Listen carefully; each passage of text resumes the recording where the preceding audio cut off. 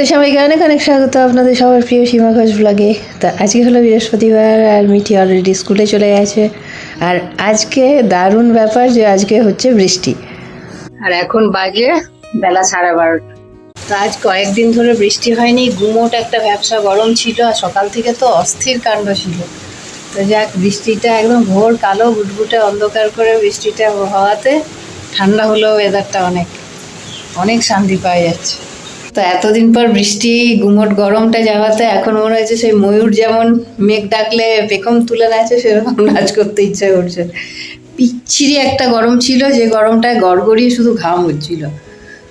তো তার থেকে ভগবান মানে রেহাই দিয়ে দিল। তো চলো রান্না করছি। আর রান্নাঘরে কি চারিদিক তো অন্ধকার করে আছে, ওই জন্য রান্নাঘরে লাইটেরও কম। বাঁধাকপি বসিয়েছি আর করব আজকে মাশরুম। আর বাঁধাকপি করব, ডাল তো মিঠি খাই না, সাথে দেখাচ্ছি। আজকে অনেকদিন পরেই মাশরুমটা পেলাম, নিয়ে নিলাম। একঘেয়ে সবজি খেতে খেতে বিরক্ত লাগছে। মাশরুমগুলো এবার ধুয়ে নিই একটু আটা দিয়ে। আর সাথে দই আছে বলে আজকে একটা জিলাপি আর চপ নিয়ে এসেছি। হাটে অ্যাকচুয়ালি একদম ফ্রেশ জিনিসটা ভাজে, তো তেলটা পুরনো কিন্তু ফ্রেশ টাটকা জিনিসটা ভাজে। আর জিলাপিটা দারুণ টেস্টি, মিঠির জন্য রেখেছি, আমি খেয়ে নিয়েছি। আমি একটু চপ মুড়ি জিলাপি এইসব খেলাম আর মিঠির জন্য বাকিটা রাখলাম। আপাতত এই হচ্ছে রান্না। আজকে বৃহস্পতিবার যেহেতু হাট ছিল, ওই জন্য হাটে গিয়েছিলাম। যাক, ভগবান এত কৃপা যে চারিদিক ঠান্ডা করে দিয়েছে, সব মানুষ জীব জন্তু সবাই খুব আরাম পাবে। তো চলো আপাতত রান্নাটা করি। এটা রাখলাম, বাঁধাকপিতে দেবো আর মাশরুমের মধ্যে দেবো, আর আদা রসুন একসাথে পেস্ট করে নিচ্ছি। আর এখানে পেঁয়াজ কাঁচা লঙ্কা রেখেছি। তো আপাতত একসাথে সব পেস্ট করে নেবো, তাহলে বারবার আর মশলা করার দরকার পড়বে না।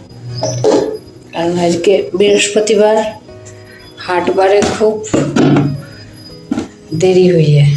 তো আজকে বেশি দেরি হয়ে যায়, কারণ বাইরে গিয়ে হাট বাজার করতে গেলে একটু সময় নিয়ে বেরোতে হয়। তো তারপর ঘরের কাজ সমস্ত কিছু করতে করতে একটু বেসামাল অবস্থায় হয়। তো অলরেডি আমি প্রেশার কুকারে বাঁধাকপি আর আলু সেদ্ধ হতে দিয়েছি, কারণ দু সাইডে দুটো রান্না করে নিলে একসাথে দুটো রান্নায় কমপ্লিট হয়ে যাবে। আর ওই জন্য মশলাটাও একসাথেই করে নিলাম। তো মিঠি তো আগে মাশরুম দেখলে ঘৃণায় খেতে চাইতো না, ইদানিং তাও খাওয়া শুরু করেছে। তো মিঠির মতন আমি যখন ছোটো ছিলাম তখন আমিও মাশরুম খেতে চাইতাম না, কারণ ওই যে ভুল একটা ধারণা ছিল যে মাশরুম মানে ব্যাঙের ছাতা, ব্যাঙ এই মাশরুমগুলোকে তৈরি করে, কেন খাবো, ছি ছি। এখানে বাঁধাকপির তরকারি হচ্ছে আর এদিকে কড়াই বসালাম, এটার মধ্যে করব মাশরুমটা। তো মাশরুম নিয়ে আমার যে ভুল ধারণাটা ছিল সেটা কিন্তু কাটতে আমার বহুদিন সময় লেগেছে, কারণ অনেক বড় বয়সে তারপর জানতে পেরেছি যে না, মাশরুম কোনো ব্যাঙ তৈরি করে না, মাশরুম নিজের থেকেই তৈরি হয়। তো অ্যাকচুয়ালি কি, মায়ের সামনে যখন মজা করে এক কাকিমা গল্প করেছিল যে মাশরুম ব্যাঙ তৈরি করে, সেইটাই আমার মাথার মধ্যে মানে বাসা বেঁধেছিল। কারণ বড়রা যখন কিছু বলে সেটা কিন্তু খুব সিরিয়াসলি আমি নিতাম। তো বিয়ের আগে রান্নার ডিকশনারিতে রান্না ছিল 0, কারণ আমি কলেজ লাইফে কোনো রান্নাবান্নাই করিনি। হ্যাঁ, চিকেনটা বানাতে জানতাম, আলু ভাজতে জানতাম, আর আলু সেদ্ধ করতে জানতাম, ব্যাস, আর কিছু না। তো যা শেখা সব বিয়ের পরেই শিখেছি। তো ওই যে কথাতেই আছে, সময় হচ্ছে সব থেকে বড় শিক্ষক। সে সময়ে সময়ে ঠিক মানুষকে ঠিক শিক্ষা দিয়ে যায়, ঠিক জিনিসটাই শিখিয়ে যায়। তো আমার কাছেও ওই জন্যে সময়ের সাথে সাথে আমিও সব কিছু শিখেছি নিজে নিজে, কিছুটা লোকের কাছ থেকে। তো হয়ে গেছে মশলা কষানো, এবার দিয়ে 10 মিনিট ঢাকা দিয়ে রান্না করলে হয়ে যাবে। আর মাশরুমের তো নিজের থেকেই জল বেরোয়, জল দিতেও লাগে। ব্যাস, মাশরুম হয়ে গেছে, অল ডান। এদিকে বাসনগুলো ধুয়ে পরিষ্কার করে রাখলাম, বেসিন পরিষ্কার, বাসন ধোয়া হয়ে গেছে রান্নার। আর এবার মাশরুমও রেডি। নিয়ে এসে বাজার ব্যাগ ঢেলে এইভাবে রান্না করেছি, সব অগোছালো হয়ে আছে, এগুলোকে গোছাই।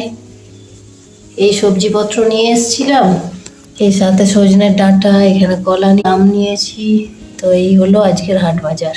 স্কুল থেকে এসে ওর এত জোর খিদে পেয়েছে, স্নান করে আগে চপ আর জিলাপি খাওয়া শুরু। জিলাপিটা ভালো না? হ্যাঁ, খুব টেস্টি। বহুদিন পরে এই জিলাপিটা পেলো। আর এখন বাজে প্রায় 2:20। ওর খাবারটা এনে দিই। চলো, কার সাথে লড়াই ঝগড়া ঝামেলা কিছু? এই হচ্ছে খাবার, খেয়ে নিক। স্কুল ইউনিফর্ম থেকে শুরু করে সব কিছু কেচে ধুয়ে মিলেছি, কিন্তু বাইরে রোদ তো নেই। এই আর উপরে গাছে জল পড়ছে, তো যা জল ঝরা ঝরে যাক, তারপর ঘরের মধ্যে এগুলোকে সব মিলে দেবো। এই যে ড্রয়িং করছে। কি ড্রয়িং করছো মামা? দেখো। ও মা, কি কিউট কাউটার মুখটা। কৃষ্ণ ঠাকুর আঁকছে। কৃষ্ণ ঠাকুর এখনো মুখটা আঁকেনি। মুখ আমার দ্বারা হয় না, চেষ্টা করলেই হবে। আর একটা কি ছবি একটু আগে দেখাচ্ছিলিস, ওই ছবিটা দেখো, দারুণ হয়েছে এই ছবিটা। এটা ওয়াটার কালার দিয়ে পুরোটা করেছে, ল্যামিনেট করে এই ফাঁকা ওয়ালটার মধ্যে বানিয়ে রাখবো ফ্রেম করে। ওমা, এগুলো কার্টুন ক্যারেক্টারেরও ফেস। কার্টুন? ওগুলো কি অ্যানিমের নাম শুনেছো কখনো? ওই আমার দেখা ওগুলো, দয়া করো বাবা। ওগুলো আমার কাছে কার্টুনের ক্যারেক্টারই। কার্টুন বললে দেখাবোই না। আচ্ছা, কি বললি ওগুলোর নাম? অ্যানিমে। অ্যানিমে? আপনারা কেউ জানেন অ্যানিমে? What is anime? এই যে অর্ধেক ক্যারেক্টারের কালার করিনি, ভুলভাল কালার করেছি। তাহলে এগুলোর মুখগুলো তো ঠিক গেছিস। শ্রীকৃষ্ণের মুখটা কি হলো? হবে না। স্যান্টা, ছোট সান্টা, গোকু, এরা দুটোই। গোকু? হ্যাঁ, তার জিরো, এটা মনে নেই। বাহ, হ্যাঁ, ইজাকু দেখু, এর নাম জানি না, এটাকে হাতে গিয়ে এই করেছি। এটা তো এর মাত্র। হ্যাঁ, আমরা ঠাকুমার ঝুলি ওইসব ক্যারেক্টার গুলো জানতাম। আর এগুলো কি ফালতু ফালতু অ্যানিমে ফ্যানিমে, ফালতু না, এগুলোকে দেখলে পুরো। এগুলোকে আবার কার্টুনও বলা যায় না, কি ভগবান জানে। আমরা বিক্রম বেতাল দেখে বড় হয়েছি। এটি কে করেছে? এই ভূত প্রেত গুলোই যত ওর রাজ্যে যা। এটা ভূত না, ওটা ভূত ভূত নয় তো কি?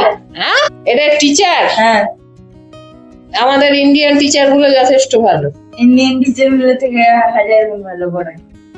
একটা টাইমে 10 জনকে 4টে ভাবে পড়ায়। এই ভুলভাল গুলো টিভিতে দেখে, মোবাইলে দেখে, ব্যাস। হ্যালো শান্তি। তো এখন বাজে সন্ধ্যা 7:30। মিঠি অলরেডি টিউশন থেকে চলে এসেছে, আর ও খাচ্ছে একটু ঝালমুড়ি।